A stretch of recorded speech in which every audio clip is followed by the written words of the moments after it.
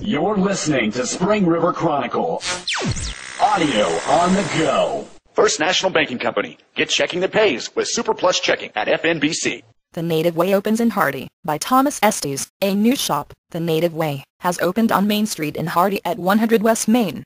Owned and operated by local resident Sandy Hurtis, a member of the Northern Cherokee Nation, and Marlo Bailey, the new store specializes in leather repair and Native American-inspired crafts including dream catchers, feathered headdresses, leatherware and other crafts and curios. Thanks for listening to Spring River Chronicle, audio on the go. Be sure to subscribe to the paper and check us out online at myspringriver.com. Banking on Help as Winter Approaches, by Lauren Siebert. Local food banks and other help provided by local community organizations are essential to help many families whose budgets are strained to the limit and beyond, especially with winter approaching.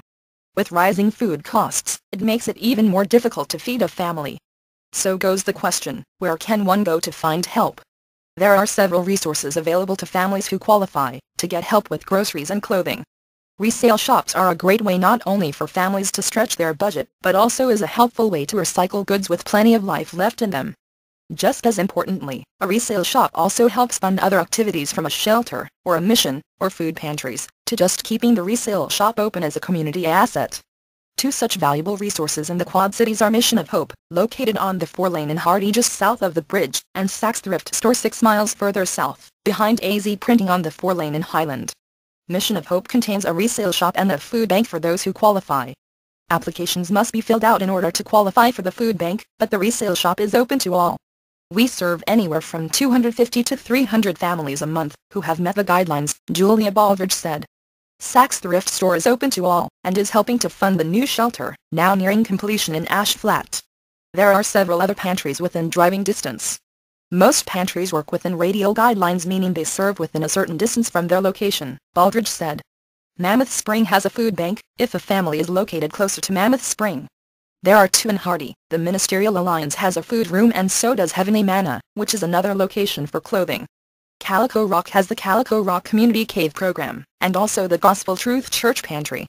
Melbourne has the Manna House and Safe Passage, both of which have clothing, furniture, and a food pantry. In Salem you can find Agape Food and Clothing, while Horseshoe Bend has the Food Outreach Mission and the Thrifty Fox. There is a food bank in Norfolk, although its status is unknown. Norfolk has the Food Bank of North Central Arkansas, however I'm not certain if they are open to the public, Baldridge noted. Mountain Home has several resale shops and places to help with food. Several are located on the road behind McDonald's and off of 4th Street. Some people need help but feel as though it's beyond their reach, or just don't know what resources are available to them, Baldridge said, adding we do what we can to help the community. Donations of all kinds are always welcome, almost nothing is wasted. If we cannot use it here we will send it somewhere it can be used.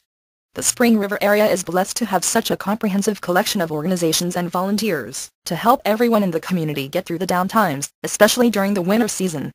Whether you need help stretching your budget, or would like to donate or volunteer, you can contact these organizations at the following locations: Mission of Hope 870-856-5511, Saks Thrift Store 870-856-4119, Ministerial Alliance 870-856-3426, Calico Rock Community Cave Program 870-297-3096, Gospel Truth Church Pantry 870-297-8029, Manna House 870-368-7509, Safe Passage 870-368-3236, Agape Food and Clothing 870-895-2455, Food Outreach Mission 870-670-5452, Food Bank of North Central Arkansas 870-499-7565. You're listening to Spring River Chronicle. Audio on the go. First National Banking Company. Get checking that pays with Super Plus Checking at FNBC. Annual Turtle Island Pow Wow a Success, by Linda Keith. The second annual Turtle Island Pow Wow, co-hosted by the City of Hardy and Turtle Island Native American Association, and sponsored by the Arkansas Council for the Arts, concluded October 2 after 3 days of perfect fall weather for the event. The Turtle Island group noted that a big part of the event was education and entertainment for school-age kids, and would like to urge all surrounding schools to make arrangements next year for a field trip to learn the ancient ways of the forefathers. Friday is always dedicated to children and the opportunity to teach them while they have fun. Included in the announcements for each part of the festival is a lesson and an explanation of the symbolism and meanings of the different dances, including the dance arena itself as well as the dancers and drummers. Clint Green, arena director of the Oneida and Mohawk Nations, explained, "The drum is the heartbeat of creation, in which everything has a rhythm. Since many nations had no written language, we must be animistic and portray our stories in dance, song and through oral history. Each traditional dance has its place in history to tell a story. Custom dictates that we must give thanks for what we take," Green said.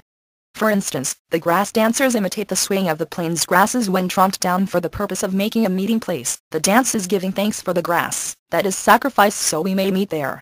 In addition, there were various other dances performed that gave thanks for a successful hunt or to bless an event, all accompanied by much ceremony and custom. Veterans are honored for their service, elders praised for their wisdom, thanks given to the Creator, both in native tongue and English, while cedar, tobacco and sage smolders to purify the arena and gathering.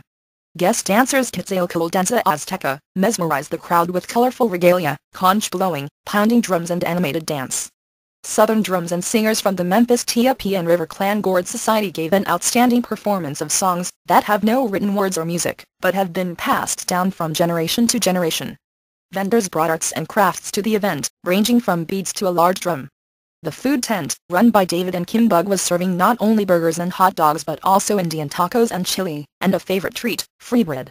Kim took the time to give the history of the free bread, saying, "It came to be when food was rationed, and was originally made with only water and flour and fried, to provide food and nutrition with what they had." Kim continued, "Today, it contains additional ingredients, and is served plain or topped with honey or powdered sugar, much like a funnel cake." The Al, a spear made of river cane and a detachable spearhead, was demonstrated by Charles Berry, whose Cherokee name is Sully Key. This year's head male dancer is Jason Thigpen, head female dancer is Cindy Carter, and princess is Rachel Blanford. The People's Competition Dance, which is an audience participation dance, was won by Bella Evans, 14-month-old daughter of Ronald and Carmen Evans of Cherokee Village. The winner was decided by the spectators' applause. The purpose of the powwow is to come together for singing, dancing and honoring of customs, Ken Dixon, of the Choctaw Nation, and MC for the event, explained. Dixon noted that there were more than 25 nations, tribes and bands, representing more than 10 states, in attendance this year.